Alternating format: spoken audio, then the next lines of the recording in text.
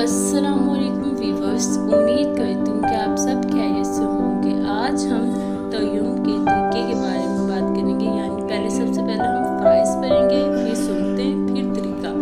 सबसे पहले है तयम्मुम के 3 फ़राइज़ हैं। नियत, सारे मुँह पर हाथ फेरना, कूनियों समेत दोनों हाथों का मस्सा करना। ये थे फ़राइज़। अब हम सुन्नतों के बारे में बात करेंगे।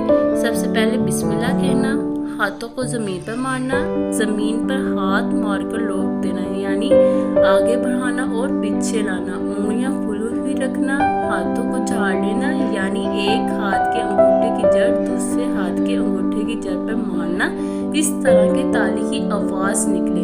नंबर 6 पे पहले मुंह फिर हाथों का मसा करना, दोनों का मसा पे दर्द होना, पहले सीधे फिर उल्टे हाथ का मसा करना।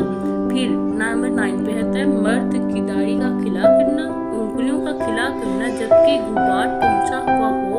अगर गुबार ना भी पहुंचा हुआ हो, मसलन पत्थर वगैरह किसी ऐसी चीज पर हाथ मारा जिस पर गुबार ना हो तो खिला फर्ज है। खिला के लिए दोबारा जमीन पर हाथ मारने की जरूरत नहीं है। ये थी तयम्मुम की 10 सूरतें। आज हम फिर तयम्मुम का तरीका क्या है उसके बारे में बात करेंगे। तयम्मुम की नियत कीजिए। नियत किसको कहते हैं? नियत दिल के इरादे का नाम है।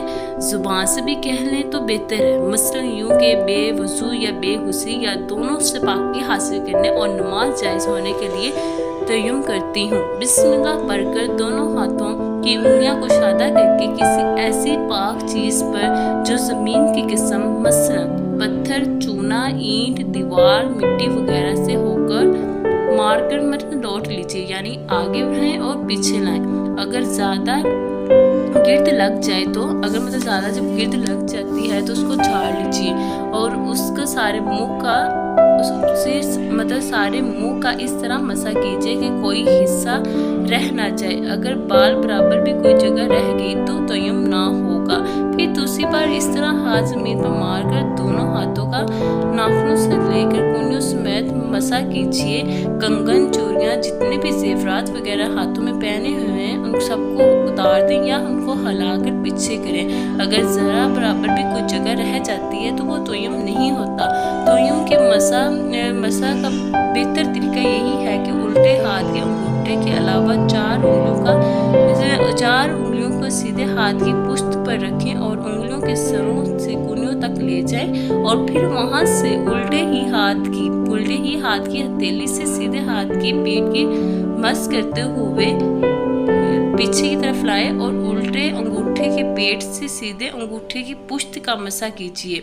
इस तरह सीधे हाथ से उल्टे हाथ का मसा कीजिए और अगर एकदम पूरी हथेली और उंगलियों से मसा कर लिया तब भी तयम्मुम होगा, चाहे उंगलियों की तरफ लाएं या उंगलियों की तरफ लेके जाएं। मगर सुन्नत के खिलाफ हुआ, अगर सुन्नत के खिलाफ हम तयम्मुम किया तो फिर सर और पाँव का मसा नहीं है।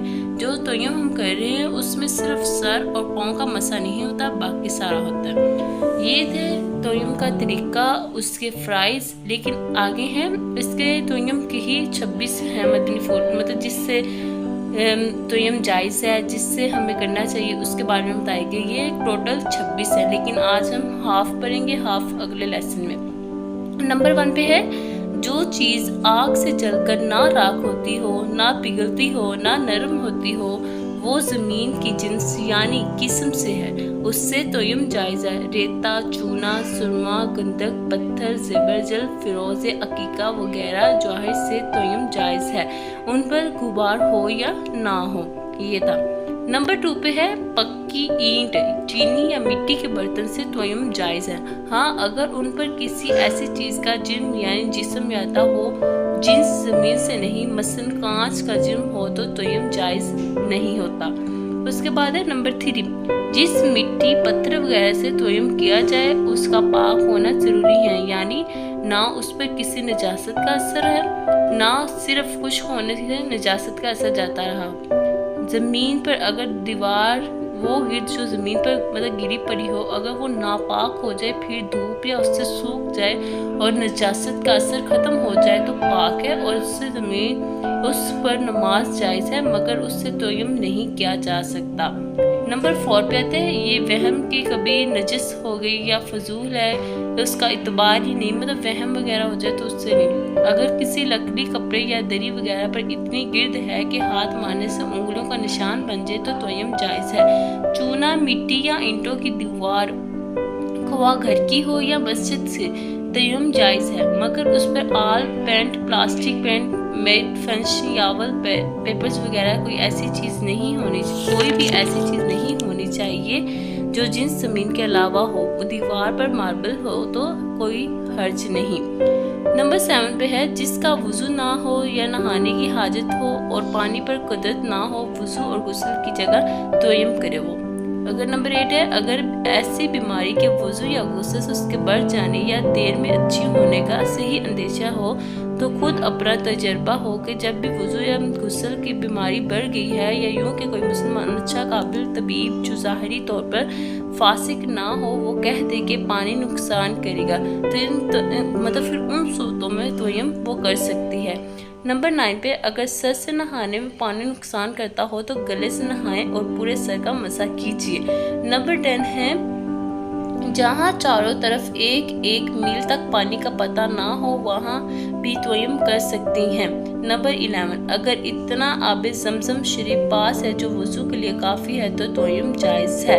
नंबर 12 इतनी सर्दी हो कि नहाने से मर जाने या बीमार होने का कभी अंदेशा है और नहाने के बाद सर्दी से बचने का कोई सामान भी ना हो तो तयम्मुम जायज़ है।